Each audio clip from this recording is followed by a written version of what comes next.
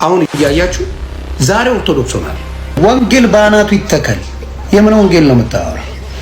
አንተ ነበርክ በኔ ወንበር እዚህ ጋር ተቀምጠ መናገር የነበረባችሁ አንተ ነበርክ። በነገራችሁ ባንናገር ምን ሞታለን? እንግዲህ ብንናገር ሞት ሆነ ሞት።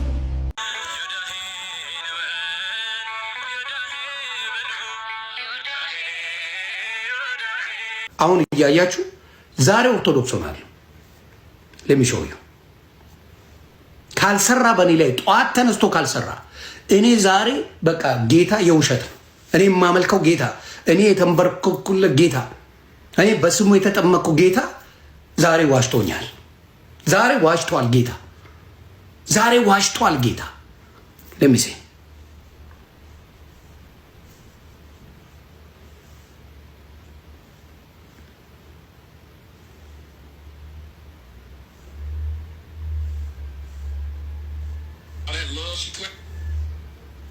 አቤል የት ነው ያለኸው?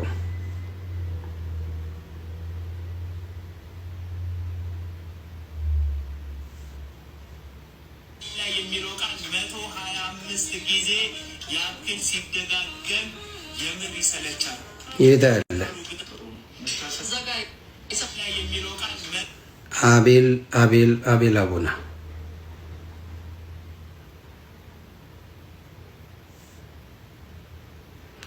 አቤል አቡና ሰላም ተወዳጆች፣ ይህ የአቡና አዲሱ አካውንት ነው። እስቲ ከዚህ በፊቱ ሪፖርት ተደርጎ ተዘግቶበታል። ስለዚህ መንፈሳዊ መልእክቶች ብቻ የት አለ? ላኩልኝ። ብሎክ አድርጎኛል ማለት ነው። ላኩልኝ ላኩልኝ።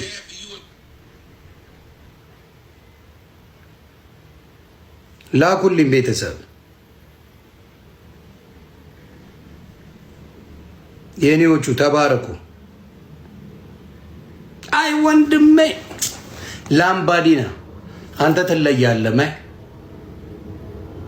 አንተ ትለያለህ። አቤል አቡና አንተ ነበርክ በኔ ወንበር እዚህ ጋር ተቀምጠ መናገር የነበረባችሁ አንተ ነበርክ። በነገራችሁ ላይ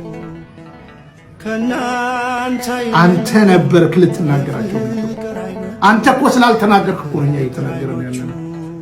እናንተ እኮ ዝም ስላላችሁ ደጅ ይዘጋብናል ብላችሁ ዝም ስላላችሁ ነው እኛ እየተናገርን ያለነው። ቴዲ እናንተ እኮ ብትናገሩ እኮ እኛ እንናገር ነበር። እውነታው ይሄ ነው። ከዛ በተረፈ ፎጣዬ ደርቋል። የዛኑ ቀን ነጠላ ያደረገው እና ልታሳቅቁን አትሞክሩ። ከዛ በተረፈ ለምንም አይደለም ኦርቶዶክስ የሆነ ነው፣ ስለ ዘላለም ነው የሆነው።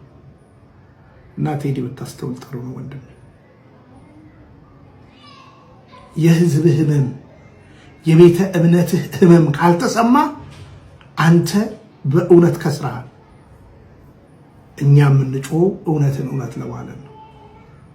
እውነት ለመናገር አባት የለውም አባት አሉ፣ አባት ያልሆኑ አባትም አሉ። ነገራችን ላይ እንዳትረሳ። የአባትነት ሚዛን ትልቅ ነው። ይልቁን በዚህ ቅዱስ ቤተክርስቲያን አባቶቻችሁን በመንቀፍ ክብር የለም፣ ነገ ያስፈልጉናል። እሺ ወንድሞች፣ ወንጌል ባናቱ ይተከል። የምን ወንጌል ነው የምታወራው? ክብር ይበልጣል። ወንጌል ወንጌል ይላሉ እንዴ? ወንጌል አይደል እንዴ? ስለያዝኩኝ ማንም እየመጣ የሚጨፍርብኝ ቀቅላችሁ ብሉት። ወንጌል ምን አባቱ ያደርግልኛል? በክብር ያልደራደርም እኔ።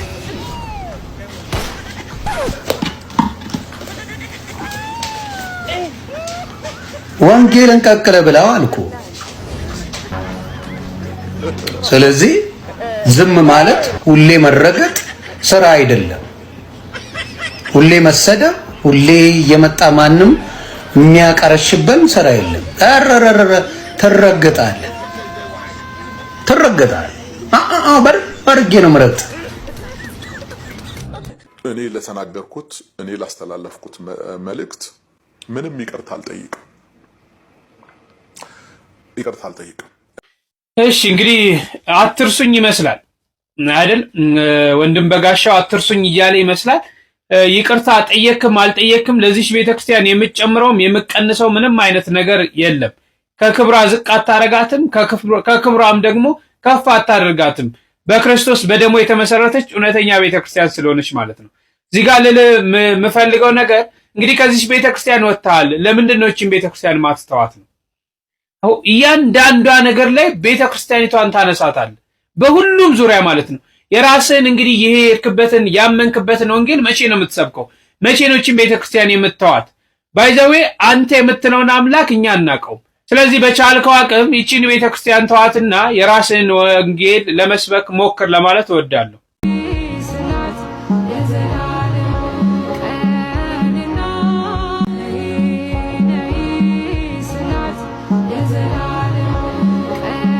የትናንትናው ቅዳሜ የመጨረሻው የማህሌተ ጽጌ አዳር ናሁ ተፈጸመ ማህሌተ ጽጌ ስሙር ብለን ዘምረን ያጠናቀቅንበት ዕለት እንደሆነ ያው ታስታውሳላችሁ፣ ታውቃላችሁ። የት ነበር ያደራችሁት? ኮሜንት ሴክሽን ላይ እስቲ ንገሩኝ። በዛም ደብራችሁን ታስታውቁበታላችሁ። የማህሌተ ጽጌ አዳር ግን የትናንትናው ብቻ ሳይሆን የነበሩት በሙሉ አሁን እየተለመዱ የመጡ አንዳንድ ትንሽ ቀላል የሚመስሉ ለወደፊቷ ቤተክርስቲያን ደግሞ እጅግ በጣም አስቸጋሪ የሆኑ ነገሮችን ያስተዋልን ነበር። እንደ መፍትሄ ሐሳብ ይሄን ቪዲዮ ለብዙዎች መዳረስ እንዲችል ቪዲዮ ላይክ እና ኮፒ ሊንክ እያደረጋችሁ የደመር ምልክት ካለ እሱን ተጨናችሁ እንድታዳምጡኝ ጠይቃችኋለሁ። የማህሌተ ጽጌ አገልግሎት እንዲሁም ደግሞ የደብራችን ንግስ ባለ ቁጥር አሁን እየለመድነው ያለነው ከካህናት አባቶቻችን ጋራ በጋራ ከመዘመር ከማጨብጨብ እልል ከማለት ይልቅ ለምን ዓላማ እንኳን እንደምናውለው ሳንረዳ ዝም ብለን ስልኮቻችንን በማውጣት ቪዲዮ መቅረጽ ብቻ እየተለማመድን መተናል። ጥንት ታቦታት ሲወጡ የድንግል ማርያም ስዕልም ሲወጣ እናቶቻችን እጃቸው ሳያቋርጥ እያጨበጨበ በአንደበታቸው ደግሞ እልል እያሉ ያመሰግኑ ነበር። አሁን ግን እጅግ በጣም በተጋነነ ሁኔታ ሁሉም ሰው ስልኩን አውጥቶ መቅረጽና መቅረጽ ብቻ ሆኗል። የሚቀጥለው ትውልድ ደግሞ እጅግ በጣም እሾ እየተከልን ነው እየሄድን ያለነው። በአገልግሎት ላይ ስልክን መቅረጽና መቅረጽ ብቻ ከእልልታ ከጭብጨባ ከምስጋና ይልቅ ለሰዎች ለታይታ እንዲሆን ቪዲዮ ለመቅረጽ ብቻ አንሄድ፣ ጥንቃቄ ያስፈልጋልና ይሄ ስራቸው የሆኑ አካላት የማይበረ ቅዱሳን ቴሌቪዥን፣ የኢትዮጵያ ኦርቶዶክስ ተዋሕዶ ቤተክርስቲያን የኦቲሲ ቴሌቪዥኖች ላይቭም ያደረጉትኝ እንደዚሁም ደግሞ የተለያዩ መንፈሳዊ የቤተክርስቲያኒቷ የዩቲዩብ ሚዲያዎችም ደግሞ በእለቱ ተገኝተው ያንን እየዘገቡት ነውና እነርሱ ይሄንን ማድረግ ከቻሉ ይበቃልና እኛ ወደ ምስጋናችን፣ ወደ እልልታችን፣ ወደ አልተመለሱልን ጸሎቶቻችን ስለተደረጉልን መዘመር ላይ ፎከስ ብናደርግ ጥሩ ነው። ምን ሰላማዊ ሰልፍ መውጣት ሊሆን ይችላል። መጠየቅ እኮ መብት ነው። ቢያንስ ያው ባንናገርም እንሞታለን። እንግዲህ ብንናገርም የምንሞት ከሆነ መሞት ነው። ብፁዓን አባቶቻችን ለአንድ ሱባኤ ገዳማት ገብታችሁ የሆነ ደብረ ሊባኖስ ይሁን ምን እንደው እየየ ብትውል ምን አለ ለዚች ሀገር ነው። ቤተክርስቲያን ከፈተና ያረፈችበት ጊዜ ባይኖርም አሁን እየደረሰ ያለው ግን ወደር የማይገኝለትና ቃላት ሊገልጹት የማይችሉት የግፍ ነው በቤተክርስቲያን ላይ እየደረሰ ያለው። ትላንትና ጎንደር ነበር፣ ዛሬ ቀጠለ ሶማሌ ሄደ ተባለ፣ ቀጠለ ደቡብ ሄደ ተባለ፣ ቀጠለ ነገ የትኛው ነው ባለተራው? የሞቱን ጽዋ የሚያነሳው ካህን የትኛው ነው? ስለዚህ በጣም የመንፈሳዊነት እጦታችን አስቸጋሪ አድርጎታል። የአብያተ ክርስቲያናት መቃጠል፣ የካህናትና ምዕመናን የግፍ አገዳደል፣ በሰማዕትነት ማለፍ፣ ስደት፣ የንዋየ ቅድሳትና የምዕመናን ሀብትና ንብረት ዘረፋ፣ ይህንን አስመልክቶ ለመንግስት ተቋማት አቤት ሲባል ሰሚ ማጣት የዕለት ተዕለት ክስተት ሆኗል። ካህናት አይናቸውን ወደ ፀሐይ ዘርግተው አይናቸው እንዲጠፋ ፀሐይ ተመልከቱ እያሉ ይደበደቡ ነበር። ሰው ተዘብዝቦ ተሰቀለ። ሰው ከነ ህይወቱ ተቃጠለ። እኛ እዚህ እየተነጋገር የሚያለቅሱ ካህናት አሉ ታቦታቸውን ይዘው። አንዳንዶቹም ታቦታቶቻቸውና ንዋየ ቅድሳቶቻቸው ስለተቃጠሉ እየየ እኔ ብደድ የሚሉ ደግሞ አሉ። እንደዚህ በደሎችና ግፎች ውስጣዊ ችግሮቻችንን ፈተን በአንድነት ለቤተ ክርስቲያን ቆመን እንዳንታገል አድርገውናል። ችግሩ እየቦረቦረንና ሳንኖር ያለን መስሎን የሚታየንና ችግር የለም የምንል ከሆነ ግን የቤተ ክርስቲያንን የቁልቁለት መንገድ ከማፋጠን ውጪ ለራሳችንም ሆነ ለእናት ቤተ ክርስቲያን የምናስብ ልንሆን አንችልም። ከመንግስት አካላት ጋር ውይይት ማድረግና ተናቦ መስራት የማይቻል ከሆነ መሞገት፣ ሎቢ በማድረግ ሊሆን ይችላል። ኢቭን ሰላማዊ ሰልፍ መውጣት ሊሆን ይችላል። መጠየቅ እኮ መብት ነው። እንዴ እንዳይከፋቸው ከሌ ብለን እኮ መቀመጥ የለብን። መብታችንን ቢያንስ ያው ባንናገርም እንሞታለን። እንግዲህ ብንናገርም የምንሞት ከሆነ መሞት ነው። እውነቴን ነው። እንደው እኔ መቼም በልጅነት ነውና ብዙ መናገር ባይሆን እንደው ብፁዓን አባቶቻችን ለአንድ ሱባኤ ገዳማት ገብታችሁ የሆነ ደብረ ሊባኖስ ይሁን ምን እንደው እየየ ብትውል ምን አለ ለዚች ሀገር ነው።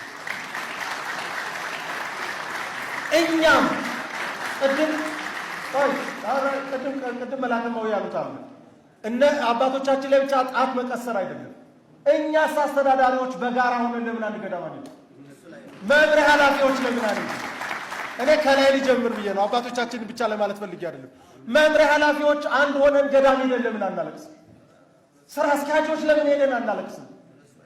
የአንድ የራሔልን እንባ አይደለም እግዚአብሔር ተመልክቶ እስራኤላውያንን ነፃ ያወጣቸው? ምን ነው ዛሬ የራሔል እንባ ከኛ ጠፋ?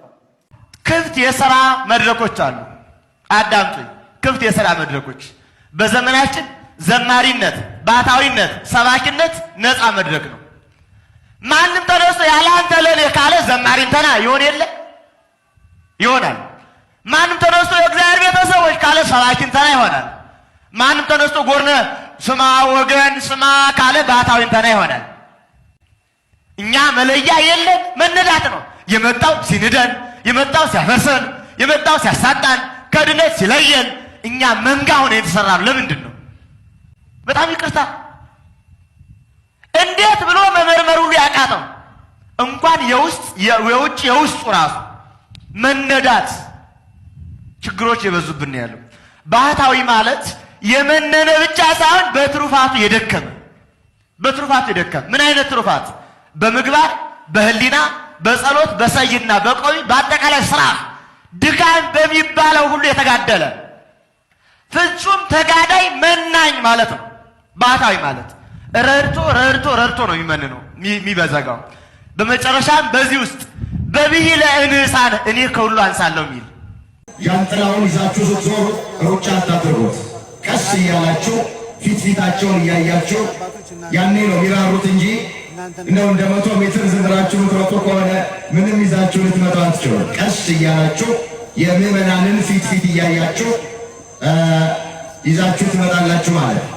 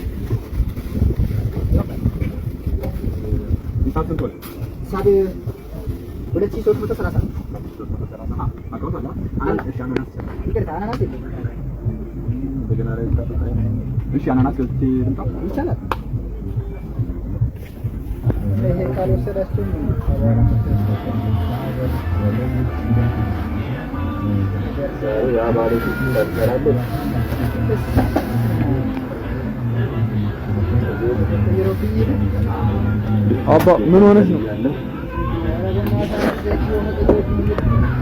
ወይኔ አይዞህ በቃ ያጋጥማል። አባቴ መሪንዳ ስንት ነው? ትልቁ 1.5 6 9